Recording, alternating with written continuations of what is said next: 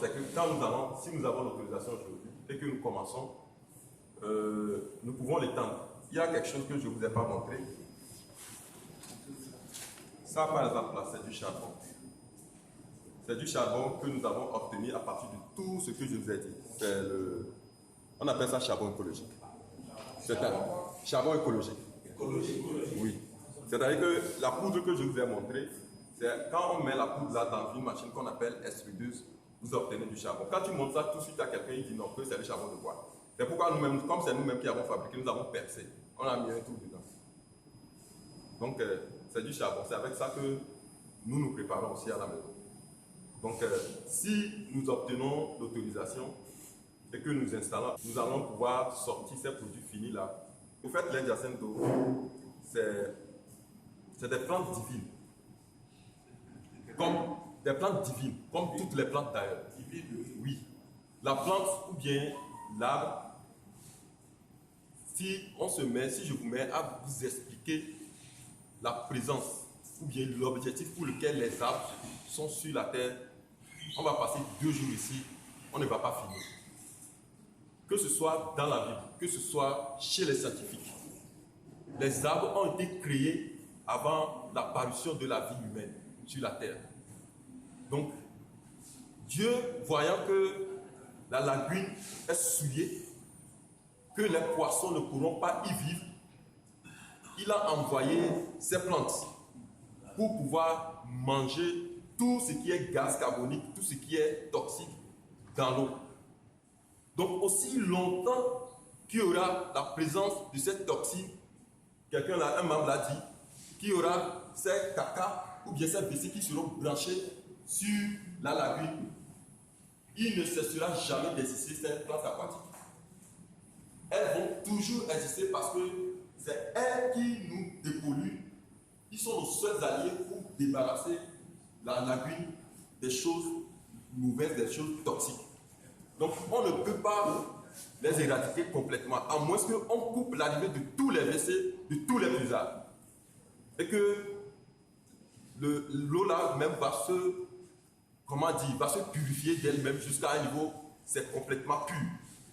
Quand c'est pur, il n'y aura plus des arbres, il n'y aura plus cette plante aquatique.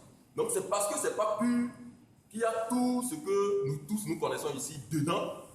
Quand les eaux de ruissellement drainent, tout ce que ça va drainer dans les rigoles, ça amène dedans automatiquement, sinon naturellement, les plantes là germent d'elles-mêmes. Et c'est elles qui permettent à ce que les poissons y soient. Sinon, le jour où vous allez voir, si on enlève complètement ces choses-là, vous allez voir que les poissons vont mourir.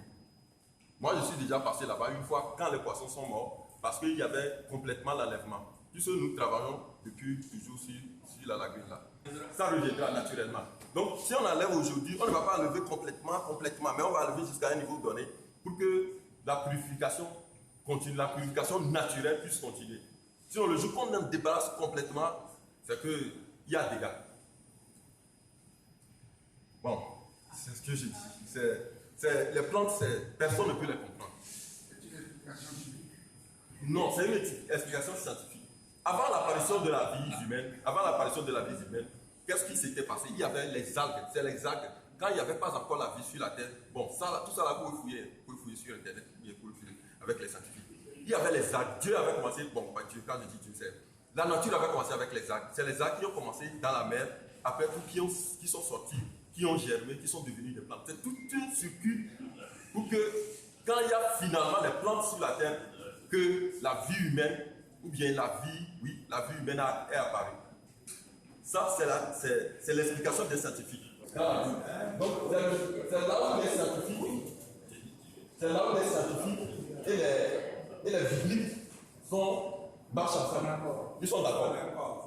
Si d'autres plans, ils ne sont pas d'accord, que l'homme c'est un primat, que machin, la Bible dit non.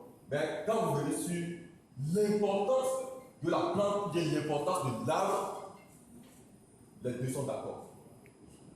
C'est le darwinisme.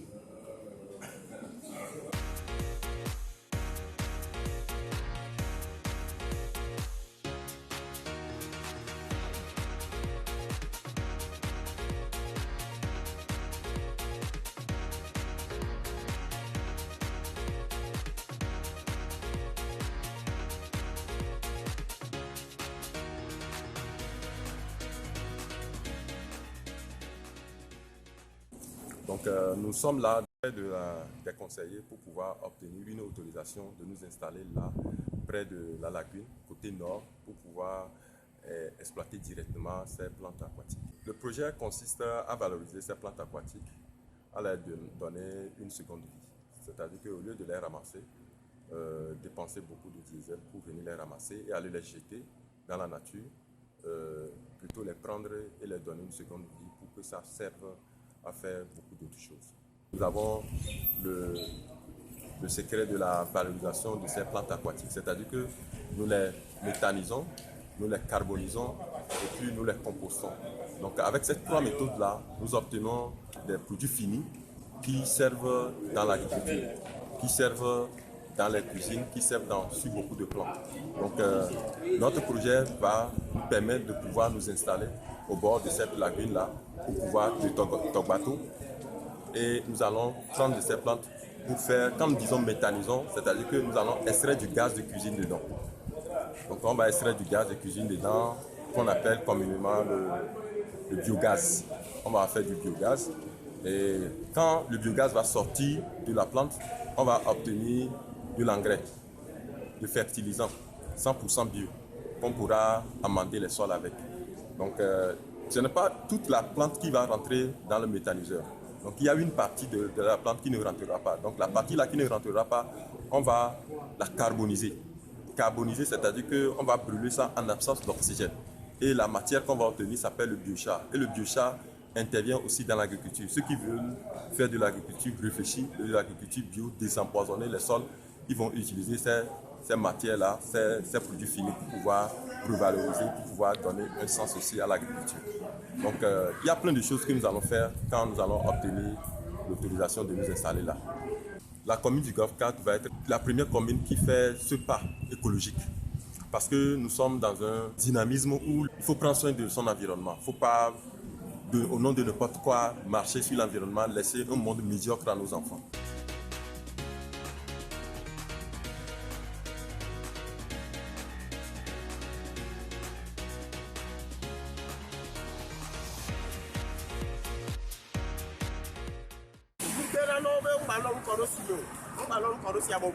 Kaka la pour fofo me 4 heures 3 heures on va là nous doit qu'on a do esere o ka be ni o mi ba le jado e mi le a e mi ko ra be la nyao do ba so oro e pe mi fa si no ne america me yo ko esi ame esi ame ko na